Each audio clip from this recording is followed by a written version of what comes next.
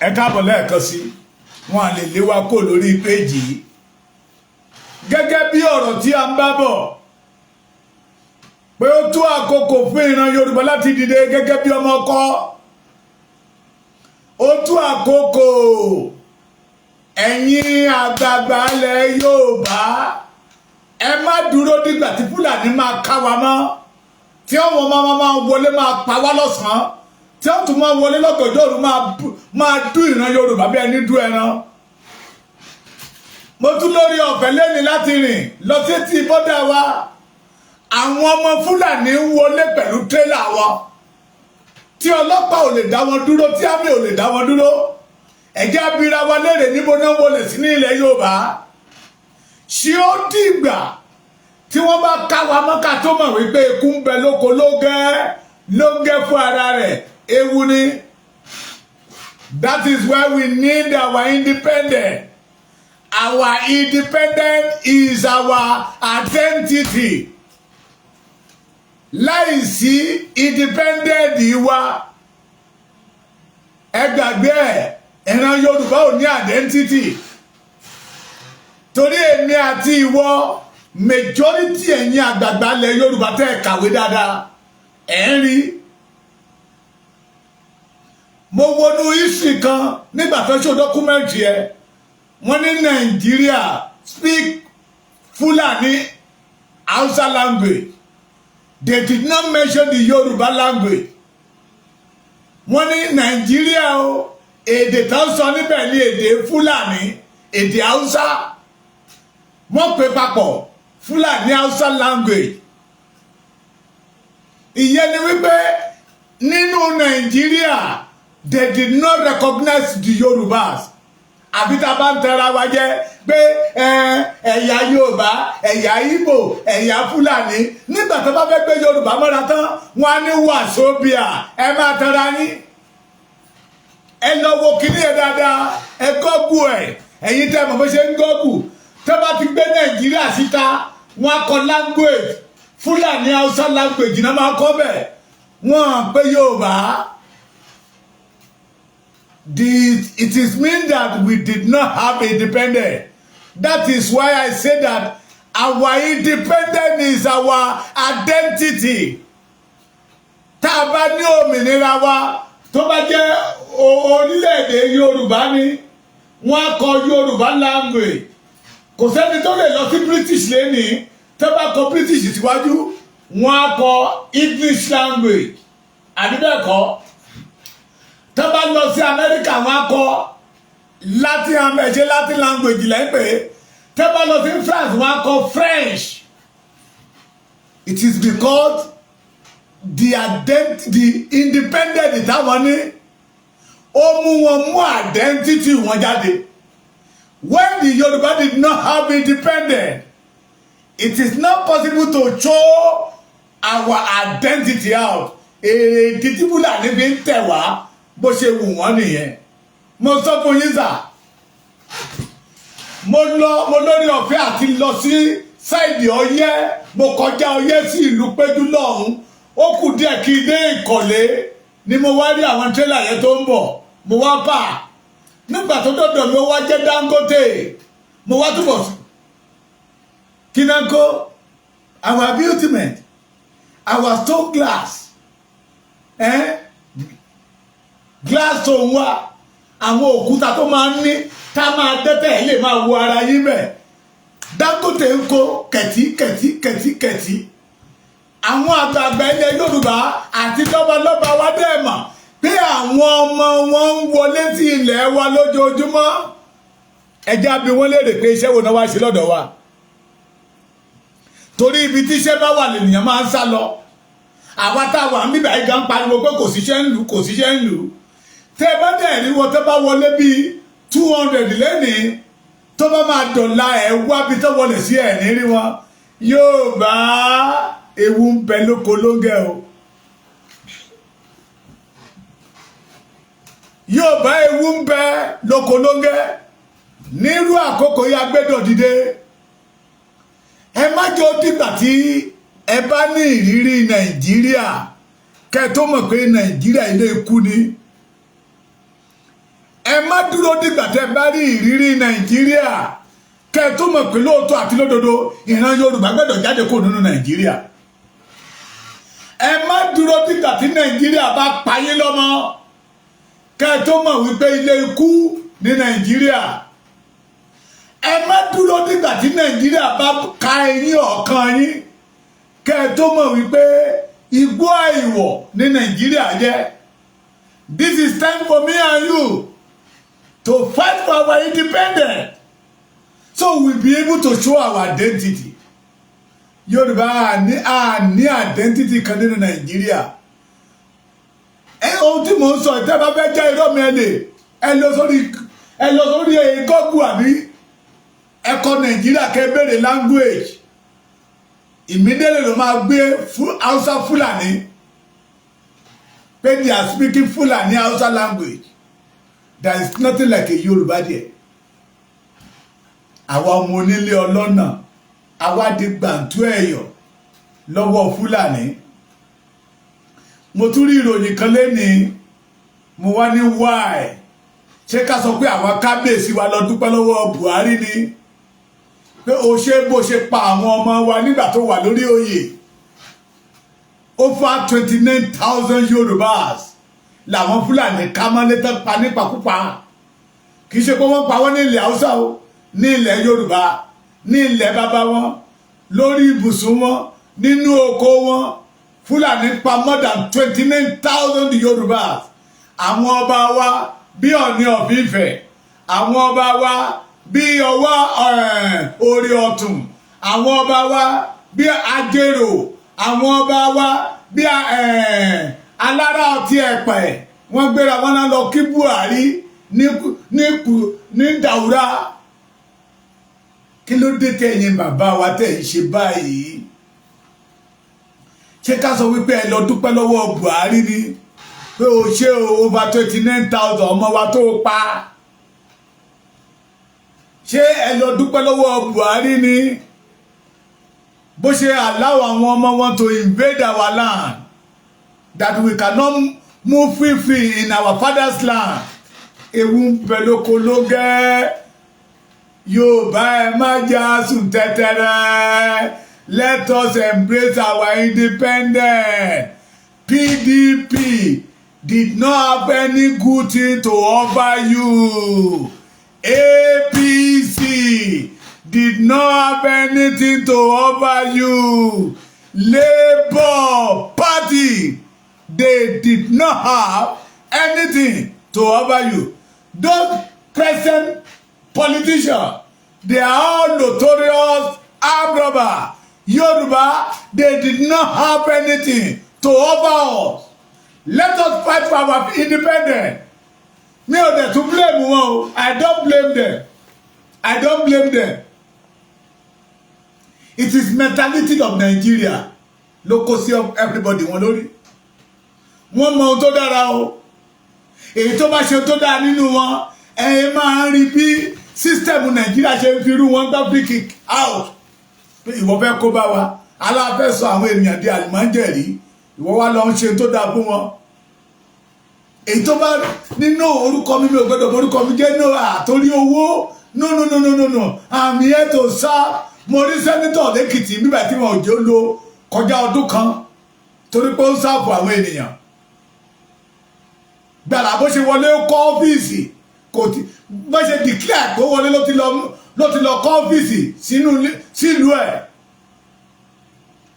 Every 3 months ló máa ń wá ẹni tètè bá ti wá bẹ́ẹ̀ ni ká máa drop ẹ̀ sọ́fíìsì òun ká máa drop ẹ̀ sọ́fíìsì yẹn ó gba sẹ́kítì ń bẹ̀ tán túbẹ̀ ṣe dáadáa tó ń sanwó tó dáa fún wọn.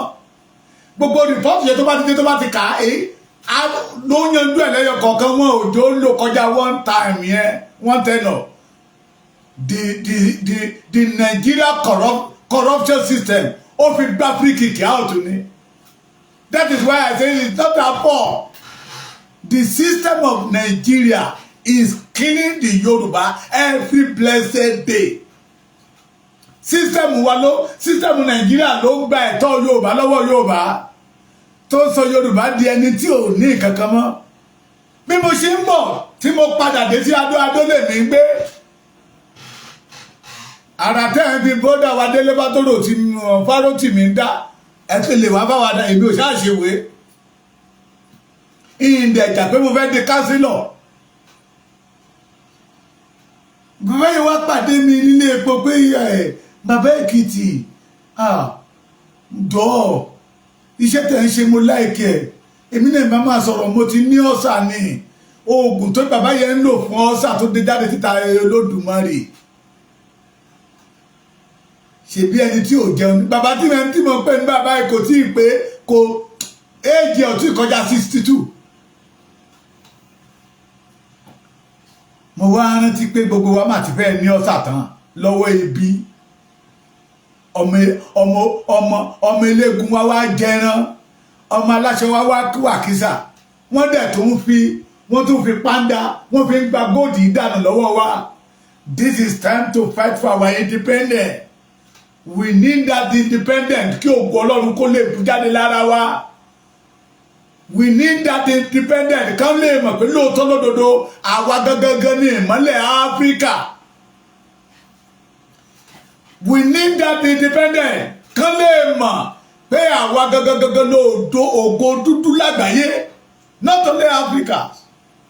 Mama mi olóko ṣe Abigail I know you are welcome mami ojú òní tì yín. We need that independence. Ṣé àrà tí Fúlàní ń dá lọ́dọ̀ wa àwa lè dá lọ́dọ̀ wọn? No! Bí àrà tó wù wọ́n náà ń dá lórí ilẹ̀ wa ohun tó wù wọ́n náà ń ṣe. Bàbá kan sọ fún mi pé láàrin inú oko àwọn ilẹ̀ tí àwọn jogún lọ́wọ́ àwọn bàbá wọn ó lóun máa ń gbébọn kó lọ pa ẹran nígbà tó máa dé àárín inú igbó yẹn lòkú dédé ń gbọ́ ó lóun dára gọlù dákẹ́ tó bá jẹ́ pé ẹni tó rìn tó ń kọrin ní ibẹ̀ náà bá pa sí ó ní wọ́n ti pọ̀ ń bẹ̀rẹ̀ pẹ́tẹ́ tó ti pa àti bàbá tó ti ń gbé inú igbó. Can Yoruba do it in North? The answer is no. The answer is no. Ẹ̀yin ìyá mi, ẹ̀yin bàbá mi, we need our freedom. We need our freedom. Tí bàbá Akíntóyè bá lè sọ pé no going back. Tí ọmọ Adéyẹmọ sọ wípé orílẹ̀-èdè wa ya máa gbà ní. Orílẹ̀-èdè wa ya máa gbà. Ṣé mọ̀ pé fídíò tí mo kọ́kọ́ ṣe mo ti jíṣẹ́ ọmọ Adéyẹmọ fún yín? Pé no going back ni. Where is Yoruba identity? Torí gbogbo ẹ̀ ní Nàìjíríà ti gbà lọ́wọ́ wa.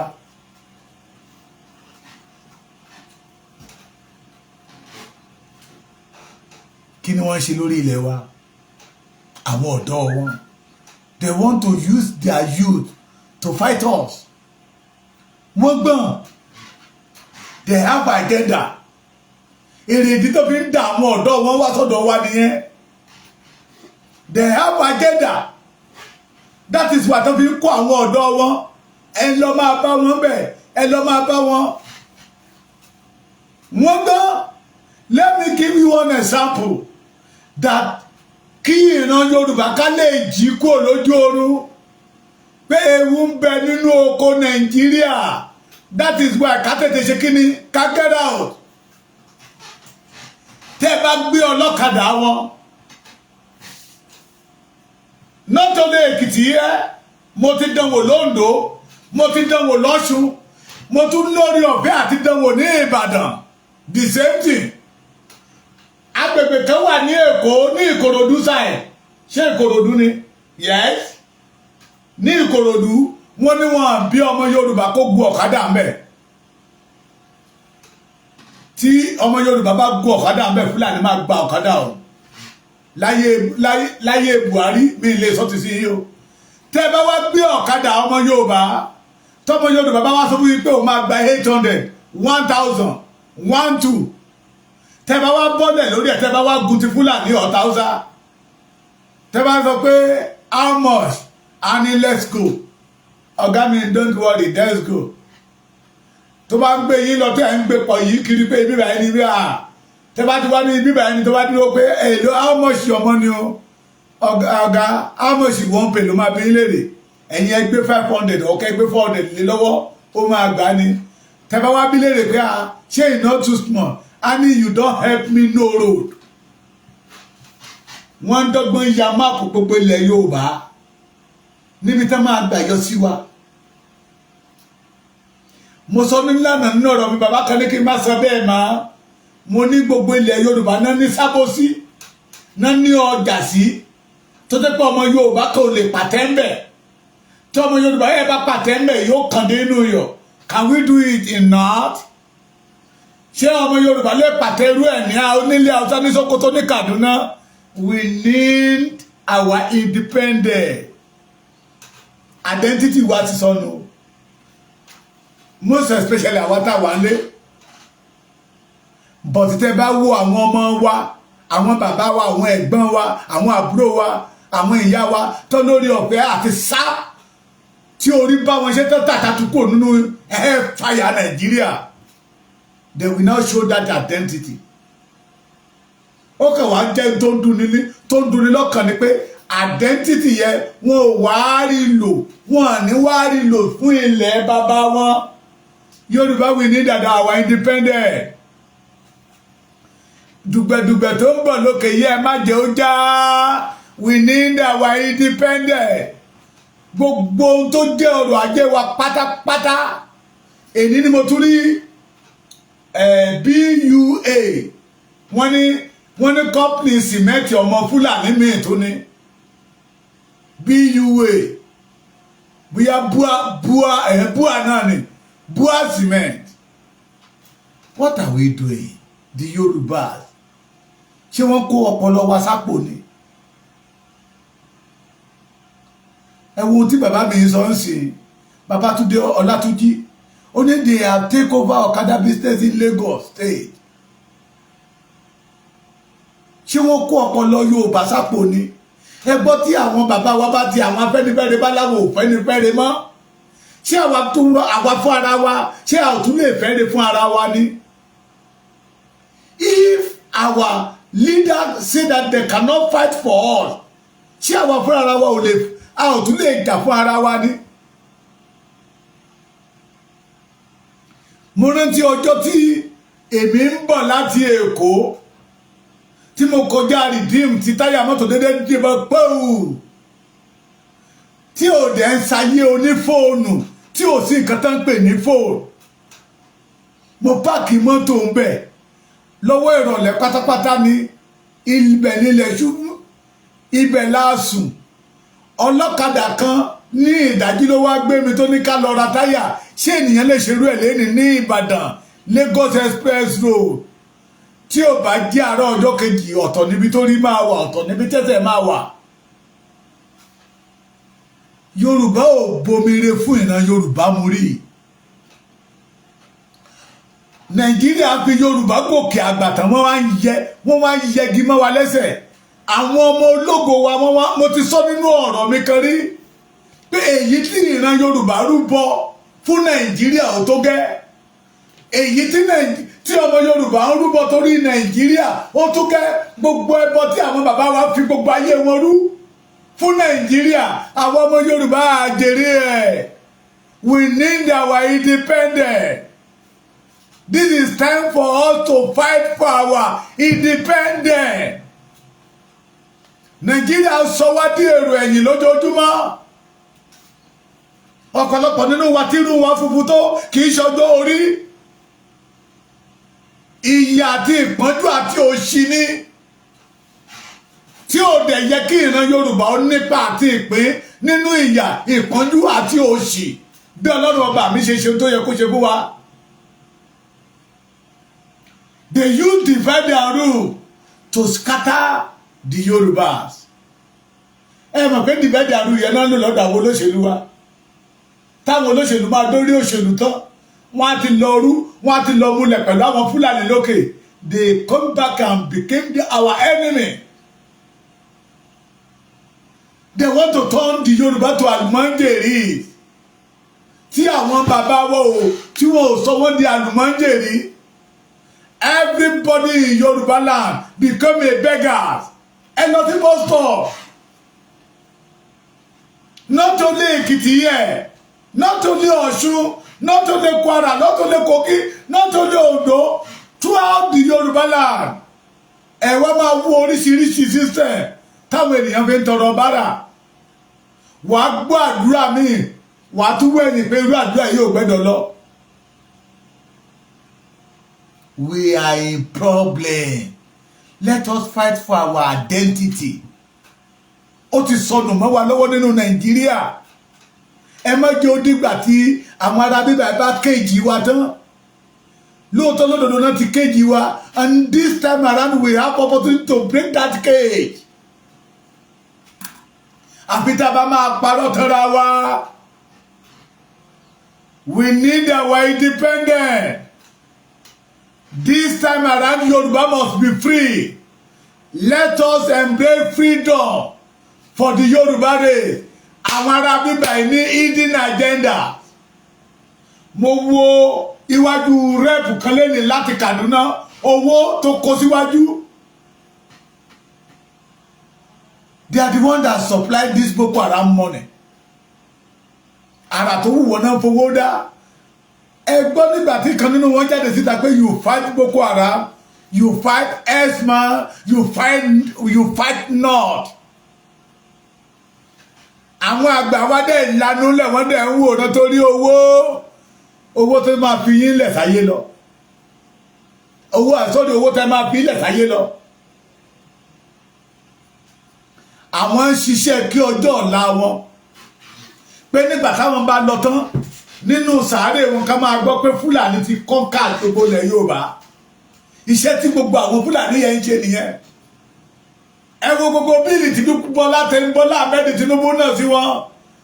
Wọ́n sọ pé no, Bọ́lá Ahmed fight North, ọ̀tá North ni, ṣùgbọ́n títọ́ Bọ́lá Ahmed bá ṣe tó bá máa rọrùn fún wọn á di ọ̀rẹ́ wọn. Èyí tó yẹ kí àwọn àgbààgbà títí wá sọ pé no, èyí tẹ́ kó ìran mi lẹ́rú ó tó gẹ́ káwọn náà máa ṣètò kán dìde pé let us take our land back. Irọ́ owó làwọn ń lé kiri tó bá ti gbowó lọ́wọ́ Fúlàní, àrà tó bá wù Fúlàní ló fi ọmọ Yorùbá dá. Tí àwọn olóṣèlú wa ò bá rí títí wá rò, ṣé kò yẹ kí àwa gan orí títa ara wa rò? Táwọn olóṣèlú ò bá rí títí wa gbọ́, ṣé kò yẹ kí àwa náà rí ti ara wa gbọ́? Ewu ń bẹ lóko ló gẹ́mọ́ pariwo. Ntí àwa ń rí kìí ṣe ohun tó dára. Every bus stop ní ìlú Adó tí mo wà ilẹ̀ máa bá Fúlàní. Èyí tí ò bá ta watermelon á lóun tata. Èyí tí ò bá tata á lóun ṣe tíì, irọ́ dẹ̀ náà pa. Tẹ́mọ̀ àwọn ọ̀gá wọn bá ti lè wíṣù fèrè báyìí, we are in bondage. Moreover, ẹ̀yin tẹ́ ẹ bá jẹ́ ọmọ Èkìtì, tẹ́ ẹ dẹ̀ tún jẹ́ ọmọ Ọ̀ṣun, ọ̀rọ̀ tí mo bá sọ yìí ẹ lọ wádìí dáadáa. 95% of watermelon, cucumber tí àwọn Fúlàní yẹn tán tà fún yín tàbí tán kó lọ sí Èkó tí èmi fojú mi méjèèjì rí is from Ìṣẹ̀ Èkìtì àti Èmùrè Èkìtì. Lẹ́yìn ìgbà yẹn tẹ́ bá kọjá ìlú yìí tó bá kù díẹ̀ kẹ́ ẹ dé Ìkirè ẹ máa rí tán kó kíní ẹ̀ jáde nínú igbó. Wọ́n ti wá rí pé ilẹ̀ wa dára kò ní ní fertilizer, wọ́n ru ara wọn bọ̀. They want to use their own kọ́nikọ́ni to take over the land. Yorùbá ẹ má jẹ́ ó dìgbà tí ẹ̀jẹ̀ Yorùbá bá tún bẹ̀rẹ̀ sí í ṣàn. Èyí tí ẹ̀jẹ̀ Yorùbá ṣàn ní Ìgàngán, Ìbàràpá, Òtògẹ́. Let us fight for our freedom. Ẹ̀yin ọ̀dọ́ ilẹ̀ Yorùbá, ẹ má jẹ́ kí ọ̀rọ̀ wa ó dàbí pé à ń torí ọjà níta lè ń jà ní ẹ̀yìnkùlé òun. It is time for me and you to embrace our freedom. It is time for me and you, that identity tó ti sọnù máa wọn bàbá wa lọ́wọ́ láti wárí. Torí ẹnìkan torí ọ̀la ni. The Fúlàní kò sí tó kàn wọ́n o. Wọ́n ti capture àwọn bàbá wa, the Afẹ́nifẹ́re. wọ́n ti capture àwọn ọba wa. It is me and you will fight for them. Àwa la máa ṣe deliverance fáwọn bàbá yẹn àti tá bá ń parọ́ tanra wa jẹ. Ṣé báwọn ọba wa bíi mẹ́rin ló gbéra ń sìtẹ́ lọ kí Buhari ní Daura pé thank you o fún àwọn ọmọ wa tẹ́ ń pa nípakúpa o mi ò ní tẹ́ lọ sọ bí èmi ṣe rò ní o àtàwọn méjì tẹ́ tún pa ní Èkìtì àtẹyọkan ní Kwara State. Ìjọ wo la gbọ́ rí wípé ọmọ Yorùbá pa emir nílẹ̀ Haúsá? Ìjọ wo la gbọ́ rí?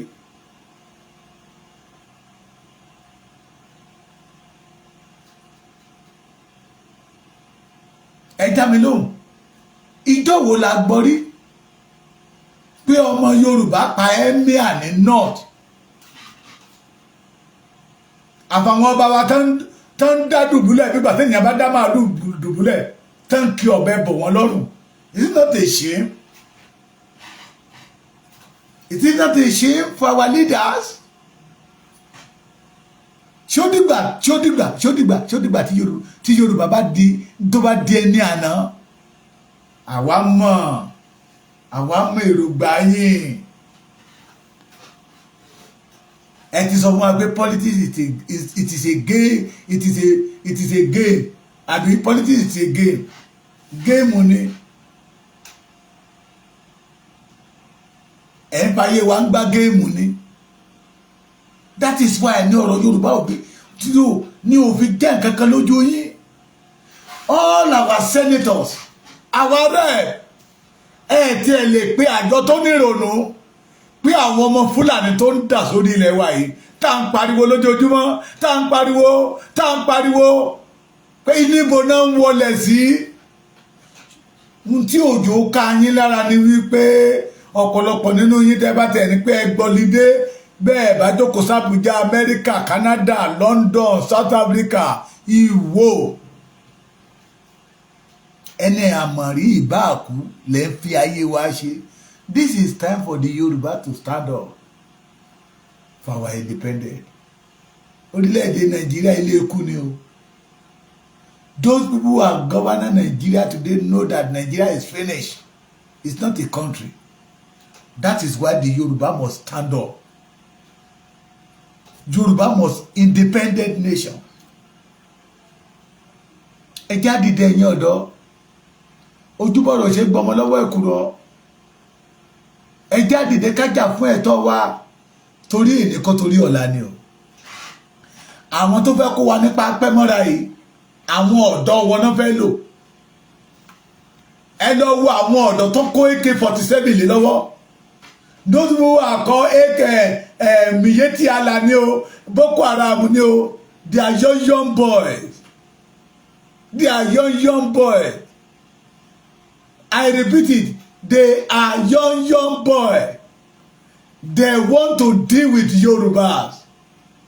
They are already surround our land. Don't let us deceive ourselves. This time around we must wake up. The Yoruba must wake up and fight for our freedom. Ọgbọ́n dẹ̀ ń bẹ lórí wa. Ọgbọ́n tá a ní ẹ má jà fi ṣe jàmbá ara wa.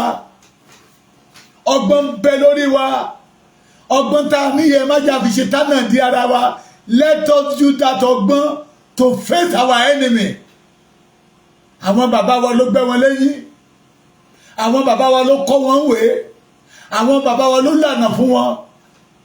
Ìyẹn lásán tó láti dojú ìjà kọ wọn to say no to them. Ẹ tún bí mi léèrè tàbí kẹ́ tún lọ wádìí mi pé bàbá Èkìtì tún parọ́ kan. Ṣàṣà ní ìlú tẹ́ máa dé nílẹ̀ Yorùbá tẹ́ ẹ̀ ní bá Fúlàní bẹ̀ tí ń gbé bẹ̀. Ọ̀pọ̀ ìlú mi wọ́n ti take over. Àgọ́dàbúlé mi wọ́n ti gbabẹ̀ lọ. Ọdún yìí ni mo gbọ́ pé Fúlàní ti ń ṣe kòkó táwa ò gbórí nígbà ayé bàbá wa. This time we must wake up. Don't believe in any politician to now. Don't believe in any politician. tán bá náà fẹ́ ṣe tí ọ̀dà bá wá láti Àbújá they will keep quiet bọ́n ṣe kéjì wa náà ṣe kéjì wọn torí pé àwọn tẹ̀tù rówó gbà ní lọ́dọ̀ fi dàbí pé títí wá yájú ti wọ́n lọ ìlú ìlà wà nígbà tí Sanwó-Olú sọ̀rọ̀ lẹ́kọ̀ọ́ ordinary sergeant ló shut up Mr. Governor tó ní ọ̀dà wá from above Mr. Governor ilé ìtẹ̀sọ̀ ya àpò ara yín lẹ̀ ń sọ fún Mr. Governor èyí tẹ́ ń sọ yẹn sẹ́ àlápò ara yín lẹ̀ ń sọ fún ṣé ọmọ Yorùbá lè yín sọ̀t chairman local government lọ́dọ̀ wọn lọ. It is a question ṣé ọmọ Yorùbá tó bá wà ní service ṣó lè yín sọ̀t local government chairman wọn ẹ wo ọmọ Ondo state yẹ custom officer tó àṣírí wọn pé wọ́n ń gbé po táwọn ò rí ló ń gbé bá wọ́n ń gbé lọ sí Cameroon lọ sí Lake Chad lọ sí Niger ẹ̀ẹ̀mẹyẹ ọdún tó lò nínú detention nínú ẹ̀wọ̀n ṣọmọ ọmọ Yorùbá ni ò tí ọmọ wọn bá wá sí ilẹ̀ wa wá ṣorú ẹ̀ àṣegbé ni wọ́n tún pe gómìnà ìlú tó bá wà bẹ́ẹ̀ pé ọmọ wa bẹ́ẹ̀ wà lọ́dọ̀ yìí ẹ bá mi fi sí press hotel tí ẹ bá lè fi sí state house. We are in trouble. Don't let us deceive ourselves. We must stand up for our freedom. I'm not in Nigeria until you two know that you are not in Nigeria. Bàbá ńlá tó bí bàbá wa wọ́n ṣe Nigeria. Òun ló jẹ́ kí n sọ lánàá one of our fathers William Chapara William born in 1855 18th century even then bàbá wa Awólọ́wọ̀ tán bí ní 19th century lórí birth certificate wọn kò lè sí Nàìjíríà bẹ́ẹ̀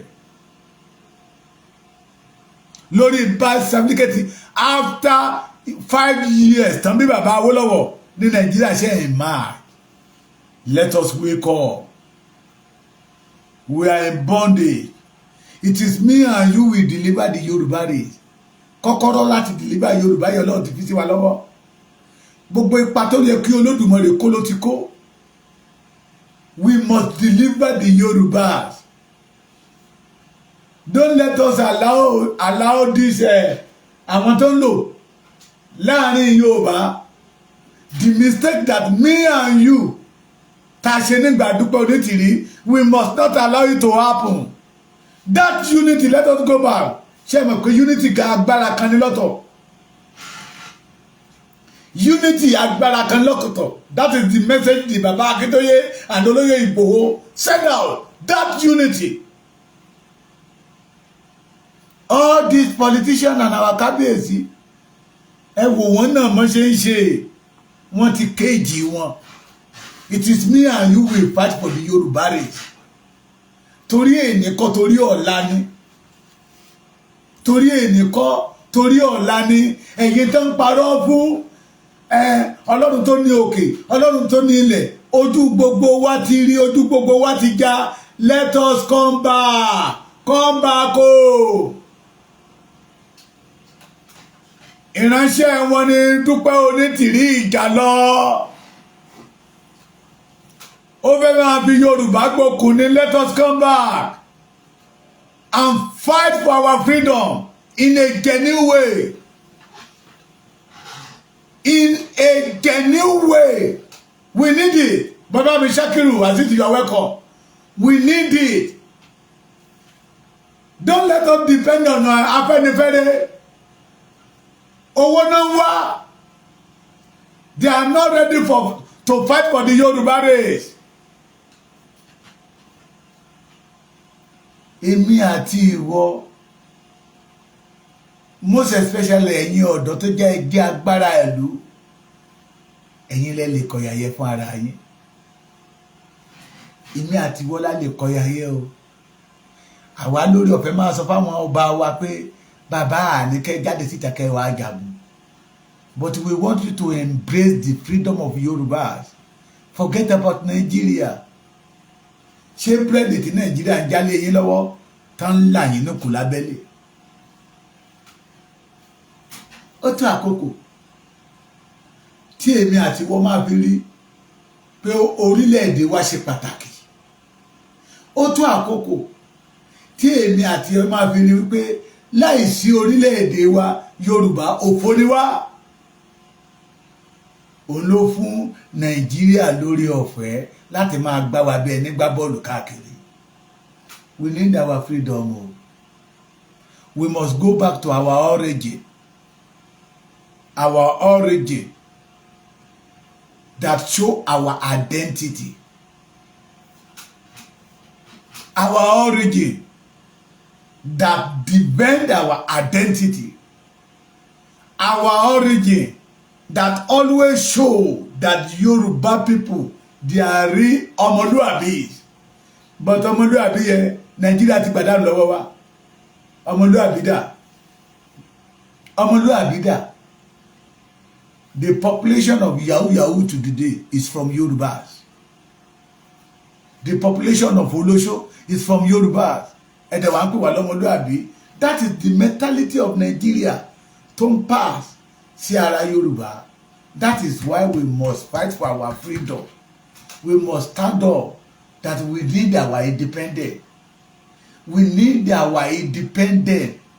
This land belongs to us, not Nigeria. This land belongs to us, not Fulani.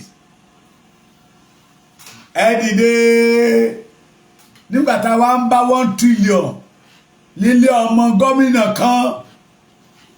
Ẹ dìde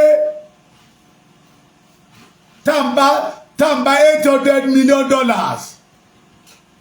tó dẹ̀jẹ̀ pé orí ilẹ̀ bàbá wa náà ti ń kó. Ògo tí Ọlọ́run yọ̀ǹda fún ìran Yorùbá wọ́n ti gbà lọ́wọ́ wa. Ẹjá gba kíní padà. Ilẹ̀ tó ń ṣàn fún wàrà tó ń ṣàn fún oyin wọ́n ti gbà lọ́wọ́ wa. Ọmọ Yorùbá ò lè rìn bó ṣe wù lórí ilẹ̀ bàbá ẹ̀. Ẹ mọ̀ pé inú ìdè la wà. Ẹ̀yin tẹ́ ẹ ṣì ń pariwo wọ́n Nàìjíríà. Ẹ bá sọ fún wa oore kan tí Nàìjíríà ṣe fún yín. Torí ẹ má jẹ́ fi kú yọ ẹnikẹ́ni. Lára àwọn alágbára Nàìjíríà tó jọmọ Yorùbá nígbà tí Nàìjíríà gbá ìkan nínú ọmọ ológun wọn tó gba níkò lórí. Ó ní wọ́n ti sọ pé Nàìjíríà máa dé bá òun o. Nàìjíríà ti dé bá òun o. Ẹ̀yin náà ṣó dìgbà tí Nàìjíríà bá dé báyìí kẹ́ ẹ tó mọ̀ wípé Yorùbá we are in bondage. Nàìjíríà ṣe ilé wa o. Ẹ já dìde. We need that identity. Tá a fi ń pè wá ní ọmọlúwàbí. Nàìjíríà ò lè fún wa ní ìsinmi. Nàìjíríà ò lè fún wa ní ìsinmi. Gbogbo ohun tó ṣe tàwọn bàbá wa pápátá làwọn ti pa. Wọ́n ní bàbá wọn dáhùn fójò ìlú tó bá ti dé ó máa ń gba ilẹ̀ ẹbẹ̀ lọ́wọ́ onílẹ̀ ni. Àwọn ọmọ ẹ̀ náà dẹ̀ wá dúró ti pé iṣẹ́ táwọn bàbá wọn ń ṣe yìí ó yẹ káwọn ọmọ lè continue ẹ̀ tẹ́lẹ̀ ń ṣe lọ. Tán ṣe lọ. Ṣó yẹ ká lajú lẹ́ẹ̀ni kí ti Yorùbá wá gbé. Yorùbá ní pé alágẹmọ ti bímọ rẹ̀ tán. Wọ́n ní àìmọ̀ yóò kù sọ́wọ́ àmọ́ alágẹmọ. It is me and you. Ṣẹ́ni tá bá ń pariwo lẹ́ni pé oúnjẹ wọn o oúnjẹ wọn o. A ti sọ ní ìgbà yẹn lọ nígbà yẹn Buhari pé tí Buhari bá tún lọ ẹ mọ̀ fi ìjọba yín ìjọba ní èyí tó bá tún dé lẹ́yìn Buhari á tún burú jáì. Ó rí bẹ́ẹ̀ àbí ó rí bẹ́ẹ̀? Ṣé ó dìgbà tí Tinubu bá tún lọ again? This is time to say no to Nigeria. Ẹ já mú ìbẹ̀rù kúrò. Ká mú ìbẹ̀rù kúrò. Kí gbogbo wa rí wípé lóòótọ́ àti lódodo we need our freedom. We need our freedom.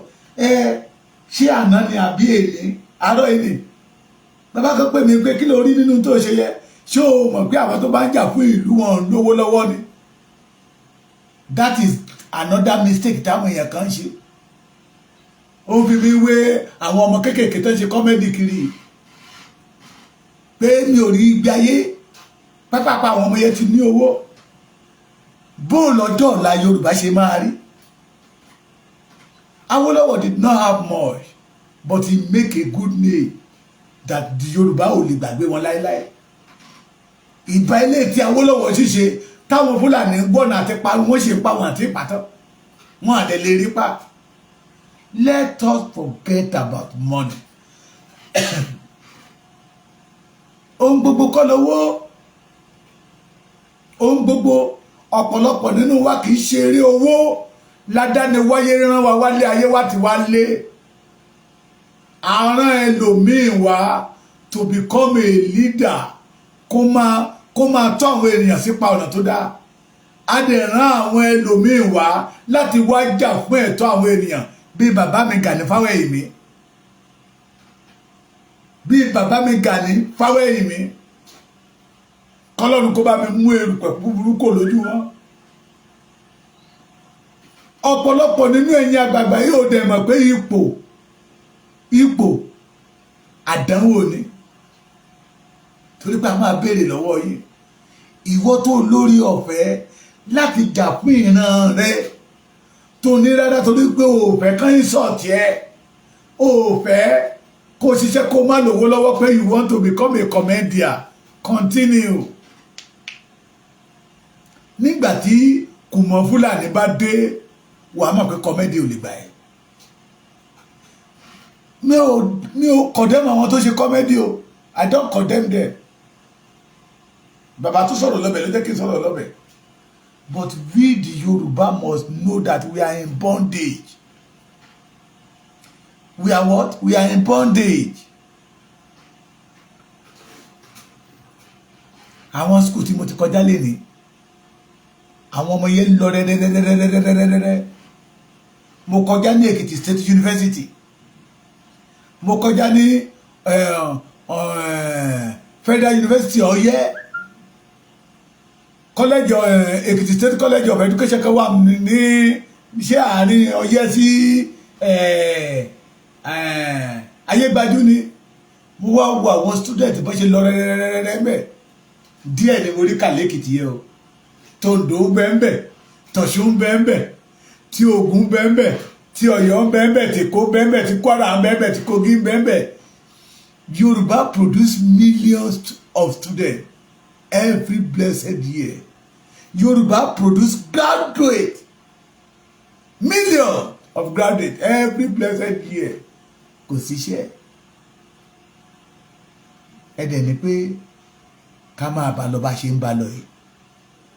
Ọ̀pọ̀lọpọ̀ nínú wa dẹ̀ ṣe ń pariwo wọ́n Nàìjíríà. Ṣé wọ́n fi ṣe wá ni? Ṣé wọ́n fi ṣe wá ni? Oore wo ni Nàìjíríà ṣe fún wa? Nigeria is a country of big man, not for mẹ̀kúnnù like me and you. It is Yoruba that will become a country of a mẹ̀kúnnù. Bí àwọn bàbá Awólọ́wọ̀ ṣe ṣe, all their program fún mẹ̀kúnnù ni. Kọ́mọ mẹ̀kúnnù náà lè rí mú mi. Kọ́mọ mẹ̀kúnnù lè rí ayé gbé. Oore wo ni Nàìjíríà ṣe fẹ́mi àti ìwọ? Tàbí ní dandan fẹ́ kú sínú Nàìjíríà. Yorubas, this is time for me and you to wake up and fight for our independence. God bless you. Ẹ má gbàgbé láti bá mi subscribe sí YouTube channel mi, Baba Ekiti TV. Ẹ rí àánú gbà. Agbára yìí fókótó, ilé ayé yìí ò ní fòyìn rú. Ẹnikẹ́ni tí ìwọ bá nípa láti ṣe ìrànlọ́wọ́ fún òun náà ni ẹnìkejì rẹ tọ́jú rẹ. Lẹ́ẹ̀kan sí, ẹnikẹ́ni tí ìwọ bá nípa láti ṣe ìrànlọ́wọ́ fún òun náà lẹ́nìkejì rẹ tọ́jú rẹ. Ṣé rí ẹnìkejì yẹ òun ni Yorùbá. It is me and you la nípa láti ṣe ìrànlọ́wọ́ fún ilẹ̀ Yorùbá ká gbà kúrò nínú ìgbèkùn Fúlàní kí àwọn ọmọdọ́mọ wa tó ń bọ̀ lẹ́yìn ọ̀la bá lè rí ayé gbé. Ẹ má jẹ́ kí ọ̀rọ̀ wa di ara òrókun ara òdòdìyẹ ó dàárọ̀.